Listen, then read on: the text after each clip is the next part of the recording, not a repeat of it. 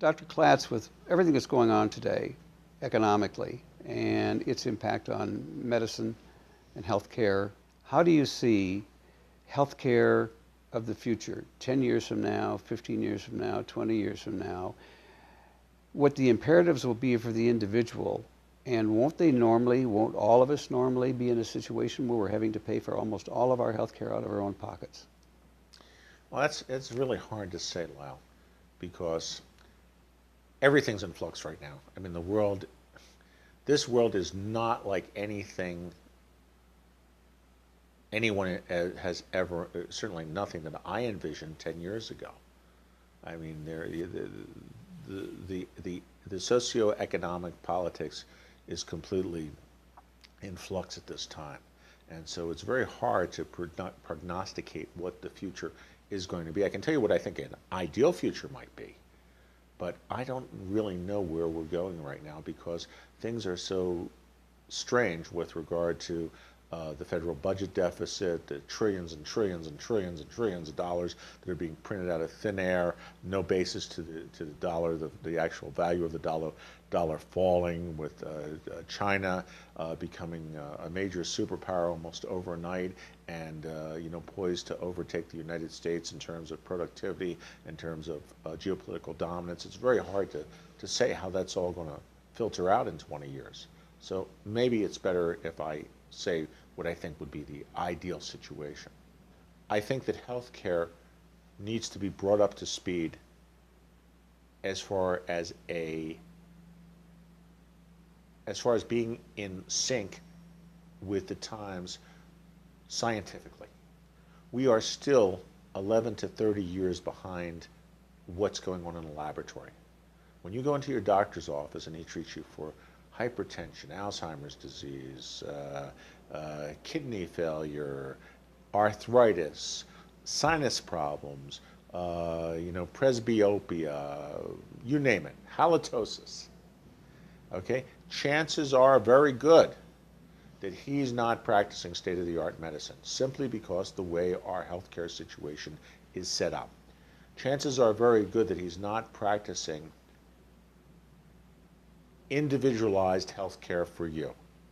He's doing, things that are kind of cookie cutter, that are in the book, okay? By the book medicine. Well, by the book medicine means the medicine is prescribed in the book. Well, the book was printed 2 years ago, and the book was written 5 years before that, so it's 7 years old right there. And it was 7 years old, which means that, 7 years ago, someone wrote down what was in the book, and he didn't have information of what was going on in the laboratory that minute. At best, he had information of what was going on in the laboratory or in laboratory medicine, or cutting-edge medicine from a couple years earlier. So the information that's going into the book now is 10 years old, or longer, or 20 years old, or longer. So what I'm saying is that very few of us are getting cutting-edge, up-to-the-minute medicine.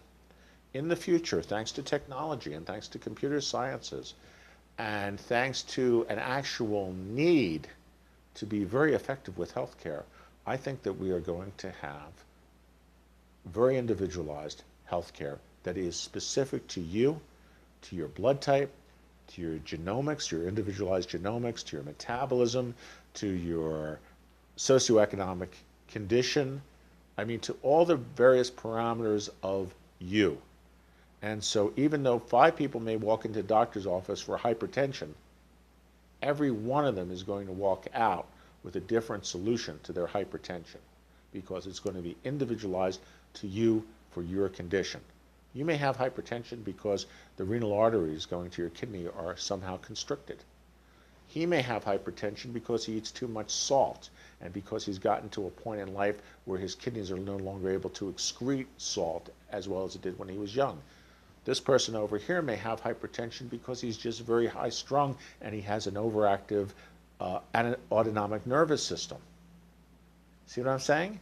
So the treatments can be individualized specifically to the person's genetics as well as to this person's individualized physiology. Because you may respond well to a diuretic, he may respond well to a beta blocker, this other person may respond well to a tranquilizer.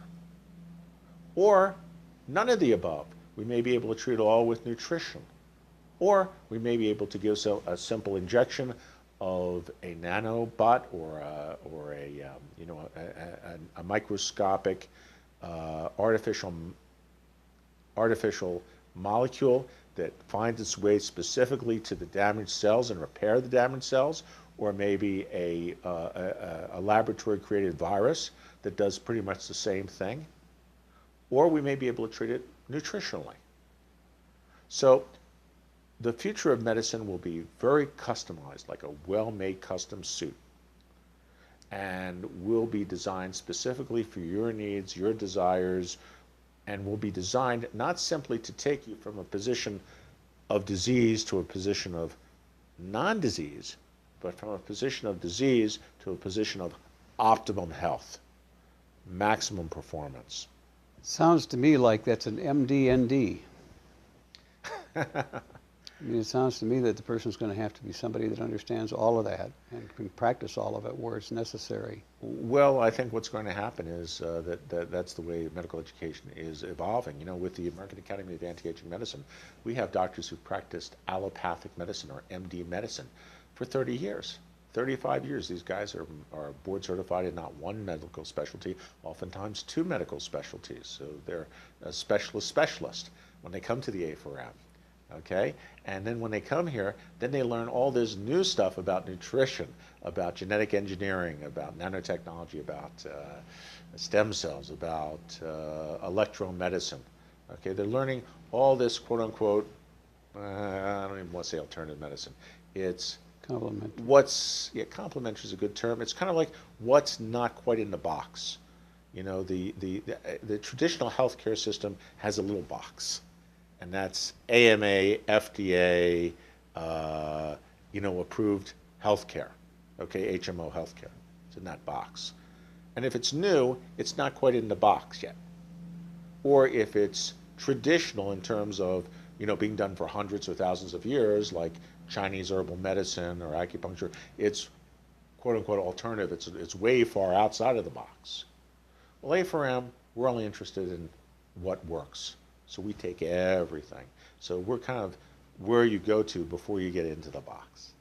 In the future, I think the box will expand dramatically to include all these other ignored forms of health sciences that have been around in many cases for 50 years, 100 years, 1,000 years, but just are not quite in the box just as of yet.